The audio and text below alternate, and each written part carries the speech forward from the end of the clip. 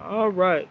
So, this is my student, James. Say hey, Granddad. Hey, All right.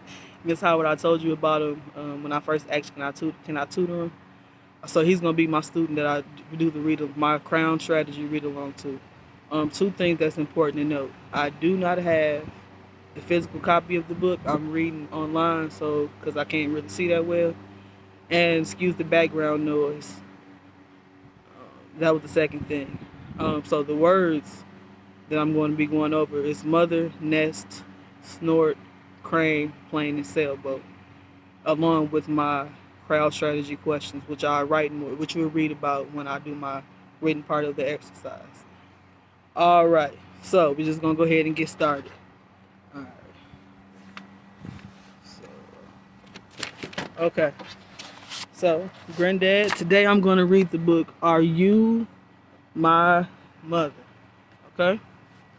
So, first thing I want to do with any book, any student I read to, in case they have learning disabilities or dyslexia, I always want to help them understand that this is the front of the book, this is the back of the book, and this is the spine. what? The spine. All right. On the front of the book is always where the title will be, and you will see the title and sometimes the picture, and sometimes Okay. you won't. On the back of the book, it'll be buried like this a lot of times, but sometimes you might see a whole bunch of words or just a picture. Now, the spine of the book is everything, is what holds it together. Just like we have a spine, the pages of the book have a spine too. Alrighty, so, okay. So, the title of the book is Are You My Mother?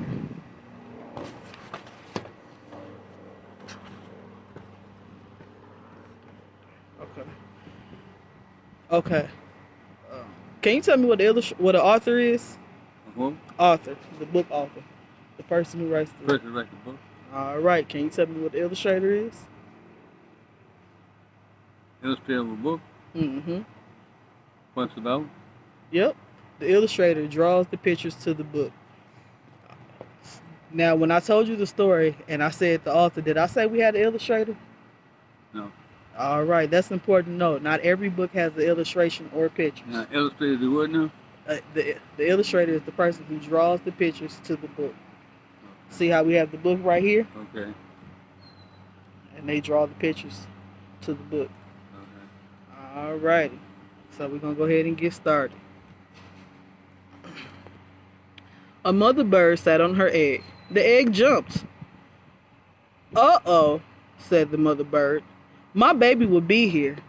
He will want something to eat. I must go get something for my baby to eat, she said. I will be back. Do you have a mother? You asked me a question? Yes, sir. You have one now? I remember we acting like you in preschool or you in elementary school. Oh, okay. Okay. All right. Do you have a mother? Yeah. All righty. What do you think a mother is?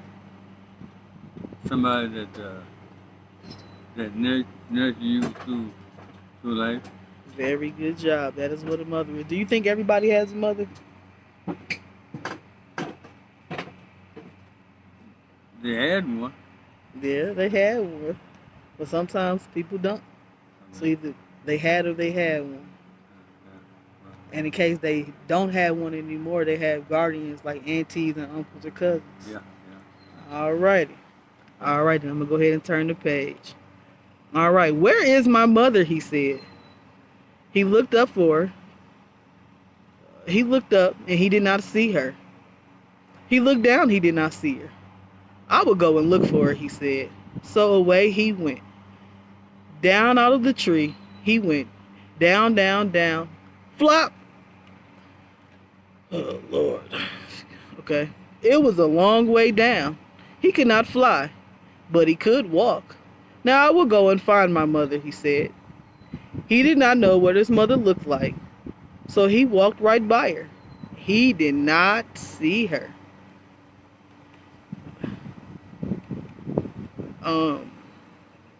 Okay. He came to a kitten. Are you my mother? Said the kitten. The kitten just looked. and she looked. She didn't say anything.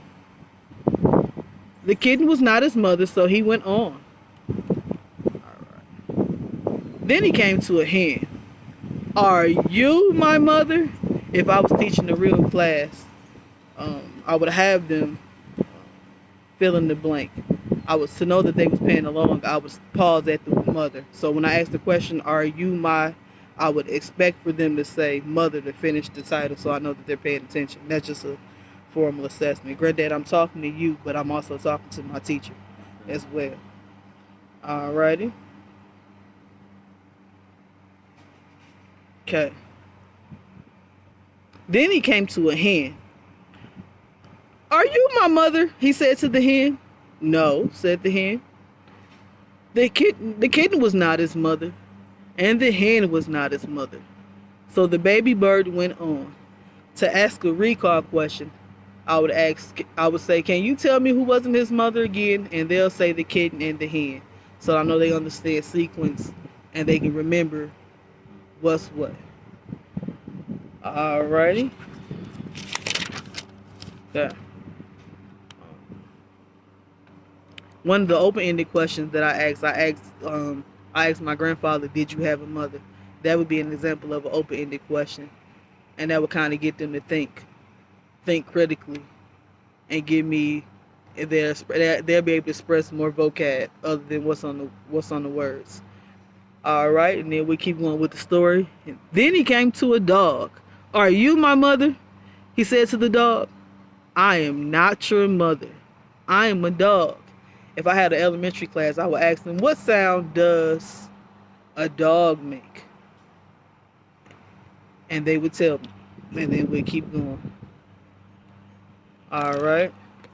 So, the kitten was not his mother. The hen was not his mother. The dog was not his mother. So the baby bird went on. Now he came to a cow. Are you my mother? He said to the cow. How could I be your mother? I am a cow.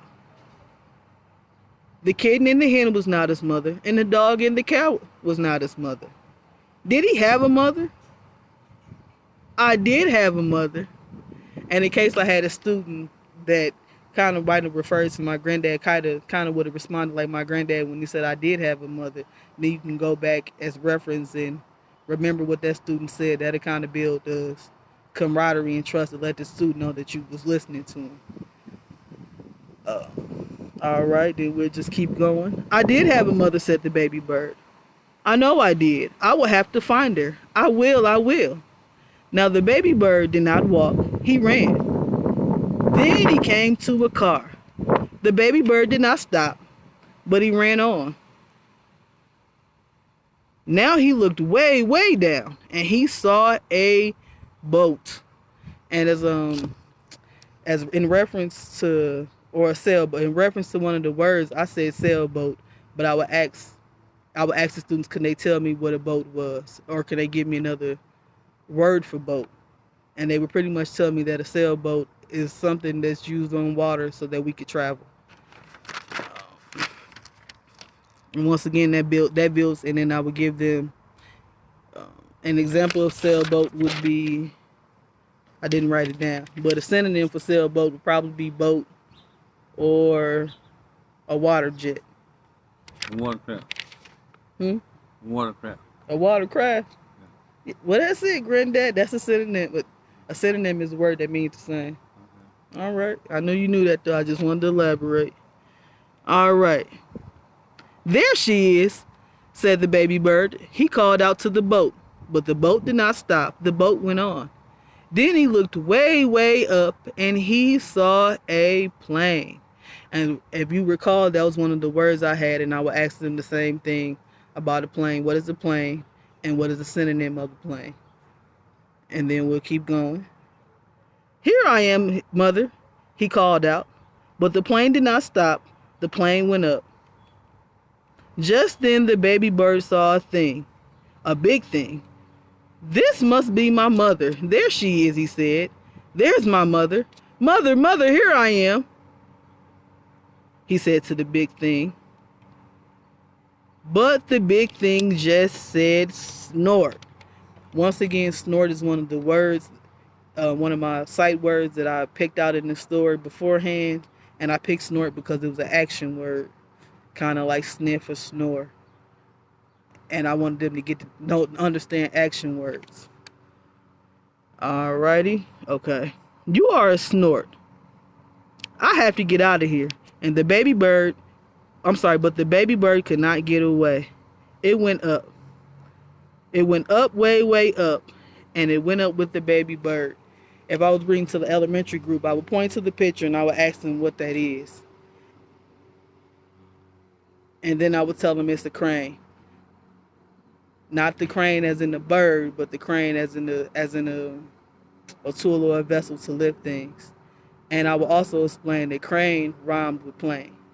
And those would be our rhyming words so that they got that part of the lesson. And how to get them to remember rhyming words, I would say any word that ends the same, like bat and hat, always have a chat. All right. And then I'll ask them, can you give me some rhyming words? And then they'll tell me a couple of rhyming words, kind of like foot and toot or hat and cat or whatever have you. Um, Alrighty, and then we'll jump back into the story. Now, where was the snort going? Uh-oh. What was the snort going to do to me? Get me out of here. Just then, the snort made a stop. Where am I? Said the baby bird. I want to go home. I want my mother. Then something happened, and the snort put the baby back in the tree. The bird was home. Just then, the mother bird came back to the tree. Do you know who I am? She said to her baby. Yes, I know who you are, said the baby bird. And then I would have them recall the things that wasn't his mother. And like we might all say together, you were not the kitten. You were not the hen. You are not a dog. You are not a cow. You are not a boat or a plane or a snort. You are a bird, and you are my mother. The end. And a couple of follow-up questions I would ask is, what was the home of the bird? And then they'll tell me a nest, and I refer them back to one of the words that we used. And I wanted them to know that the nest is a sanctuary for birds. Like, so they need to know what different species live in and what they call their habitats. And then the last open-ended question would be, can you tell me what holiday is coming up and why I chose this book? And then they might tell me Mother's Day. And then I'll ask, and then we'll go on with the lesson. But pretty much that's how I would do a read along. Sweet. You got any words you want to add to my teacher?